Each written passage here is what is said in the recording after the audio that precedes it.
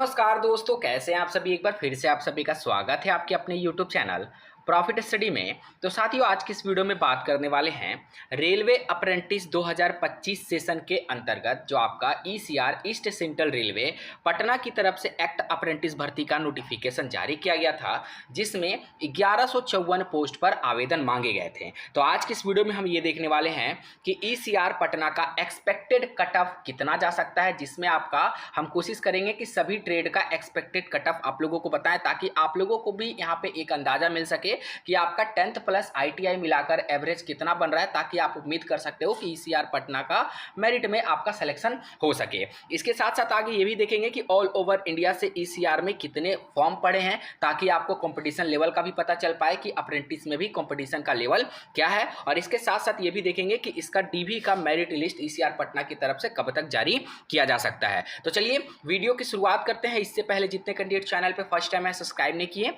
फटाफट करके सब्सक्राइब कर लीजिएगा रेलवे संबंधी पल पल की अपडेट के लिए। इसके साथ साथ डिस्क्रिप्शन में आपको टेलीग्राम ग्रुप, व्हाट्सएप ग्रुप का लिंक मिलेगा, जरूर ज्वाइन कर लीजिएगा। हर तरह का लेटेस्ट इंपॉर्टेंट अपडेट कंटिन्यू आपको वहां पे देखने को मिलते रहते हैं।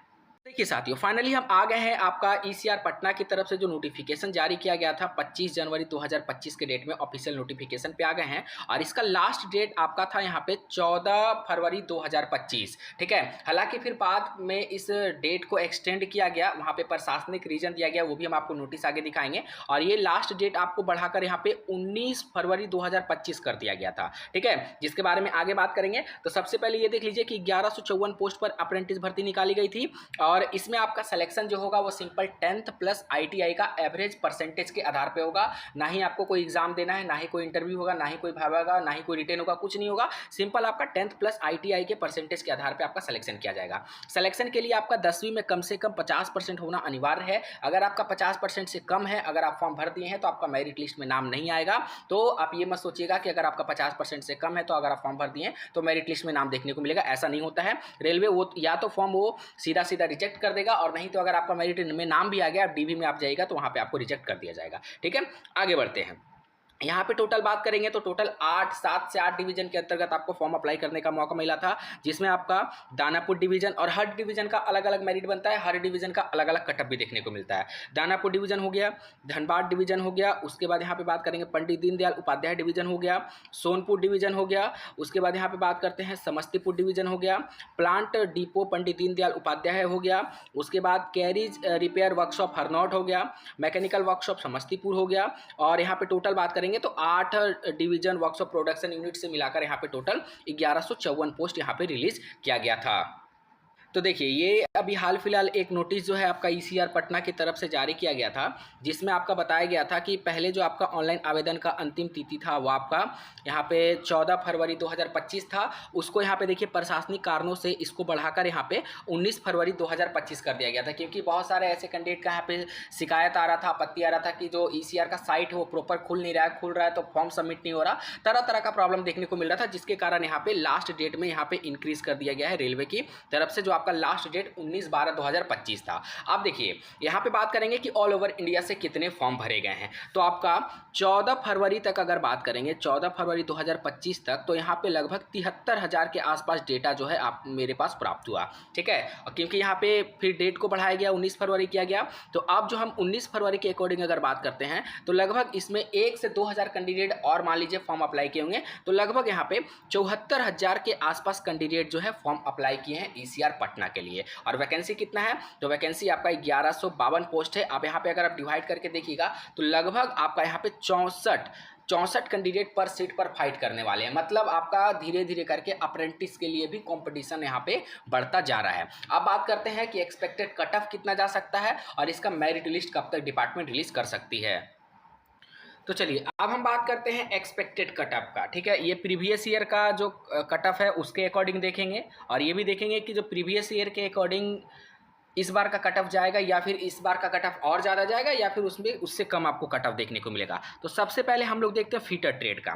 तो फीटर ट्रेड में अगर साथियों हम बात करते हैं तो आपका जो टोटल यहाँ पे शॉर्ट लिस्टेड कैंडिडेट थे फीटर में, आपका 147 कैंडिडेट था। ठीक है, और इसके अकॉर्डिंग अगर आप लोग यहाँ पे कट ऑफ देखोगे तो फीटर में जो आपका category wise cut off UR का, देखिए UR का जो आप कट ऑफ देख रहे हो वो आपका यहाँ पे गया है 85.515 ये यूआर का कट ऑफ था। यूआर से ज़्यादा आपका एसटी का कट ऑफ देखने को मिला, कितना मिला था? 84.84। नहीं मतलब ये सीरियल नंबर में नहीं है, मतलब यहाँ पे जैसे क्या होता है ना कि मेरिट लिस्ट जब तैयार किया जाता है तो सीरियल वाइज सीरियल दिया जाता है, यहाँ पे सीरियल वाइज सीरियल दिया नहीं है, तो यहाँ पे ऊपर नीचे है, तो उसके लिए आपको यहाँ पे सारा कुछ आइडेंटिफाई करना पड़ेगा। यूआर का अभी तक हम लोगों ने देखा 85, देख लेते हैं कि यूआर का जो कट ऑफ है 85 से कम गया है या फिर नहीं।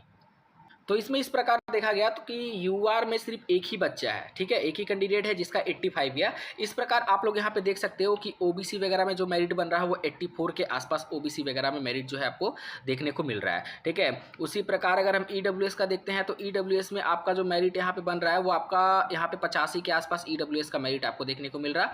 एसटी में मेरिट आपको 72 के आसपास मेरिट लिस्ट देखने को मिल रहा है। तो इस प्रकार करके आप ये जो मेरिट है हम आपको टेलीग्राम में दे देंगे, तो वहाँ से भी आप जाके एक एक करके बात कर सकते हो। अब बात रहा कि इस बार आपका कितना कट ऑफ जाएगा, तो देखिए साथियों 2025 में अगर बात करेंगे तो 2025 में फीटर ट्रेड का अगर आप बात करोगे तो फीटर ट्रेड में लगभग आपका जो कट ऑफ रहेगा 82 प्लस आपका फीटर ट्रेड में कट ऑफ देखने को मिलेगा, ठीक है। चाहे आपका कोई भी कैटेगरी हो, ST, SC, OBC, UR, 1-2 number up down हो सकता है, ठीक है। चलिए अगला वेल्डर में अगर बात करते हैं तो वेल्डर का कट ऑफ आपको नॉर्मली देखने को मिलेगा। अगर वेल्डर ट्रेड का बात किया जाए तो वेल्डर ट्रेड में अप्रॉक्स आपका जिन भी कैंडिडेट का 80 प्लस है, वेल्डर से 80 प्लस है, उनका मेरिट लिस्ट में आने की पूरी संभावना है, ठीक है। बाकी आप लोग हमें अपना जो कैटेगरी है वो कमेंट सेक्शन में मेंशन करके जरूर बताइएगा।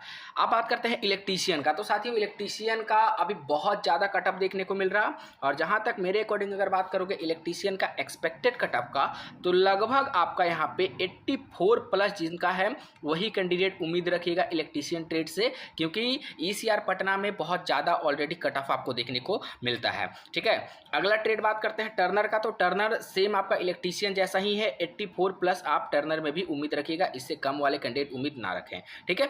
अगला बात करते हैं वायरमैन। तो वायरमैन, टर्नर और इलेक्ट्रीशियन ये सभी सेम ट्रेड के अकॉर्डिंग आते हैं, तो वायरमैन में भी आपका लगभग जो कट ऑफ है वो आपका 85 प्लस आपको कट ऑफ देखने को मिलेगा। इससे कम कट ऑफ पर बहुत मुश्किल है ईसीआर पटना, दानापुर, हरनौट, समस्तीपुर, पंडित दीनदयाल में मेरिट लिस्ट में नाम आने का, ठीक है। उसके बाद अगर मैकेनिक आरएसी में बात करते हैं तो मैकेनिक आरएसी में लगभग जो आपका कट ऑफ जाएगा वो आपका 82 प्लस आपका यहाँ पे कट ऑफ देखने को मिलेगा मैकेनिक आरएसी से, ठीक है।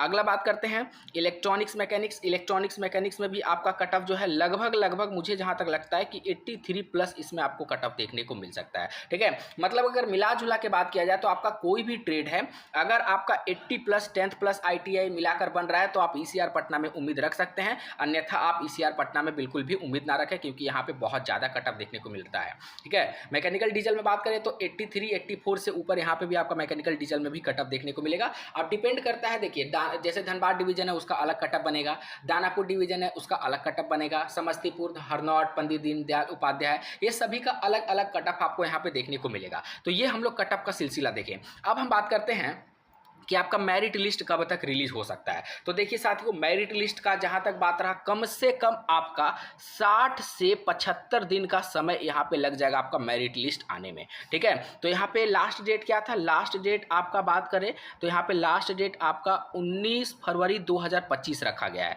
पहले तो आपका 14 था, फिर यहाँ पे 5 दिन और डेट को बढ़ाया गया, तो 19 फरवरी 2014 रखा गया है। अब इसमें आप अगर 2 महीना ऐड कर लोगे तो यहाँ पे फरवरी है, मार्च, अप्रैल, तो इसका मेरिट लिस्ट आपको अप्रैल में देखने को मिल सकता है, अप्रैल एंड तक देखने को मिल सकता है। उससे पहले यहाँ पे कम ही चांस है कि डिपार्टमेंट इसका मेरिट लिस्ट रिलीज कर पाए, ठीक है। तो चलिए आज के लिए इतना ही। बाकी अगर इससे रिलेटेड आपके मन में कोई सवाल होगा, कोई डाउट होगा, कमेंट सेक्शन में मेंशन करके जरूर बताइएगा। याद रखिएगा कि टोटल यहाँ पे लगभग 74,000 से 75,000 फॉर्म जो है भरा गया है 1154 पोस्ट के लिए। पर सीट पर लगभग 64 कैंडिडेट यहाँ पे फाइट करने वाले हैं ईसीआर अप्रेंटिस के लिए, ठीक है। बाकी आप लोग अपना कमेंट सेक्शन में ट्रेड और एवरेज परसेंटेज और किस डिवीजन से आप लोग फॉर्म भरे हैं ये हमें जरूर बताइएगा। आज के लिए इतना ही। इसी तरह का लेटेस्ट इंपॉर्टेंट अपडेट पाने के लिए चैनल को सब्सक्राइब करके बेल बटन ऑन कर दीजिएगा। फिर से मिलेंगे आपसे नई भर्ती नई जानकारी के साथ, तब तक के लिए जय हिंद, जय भारत।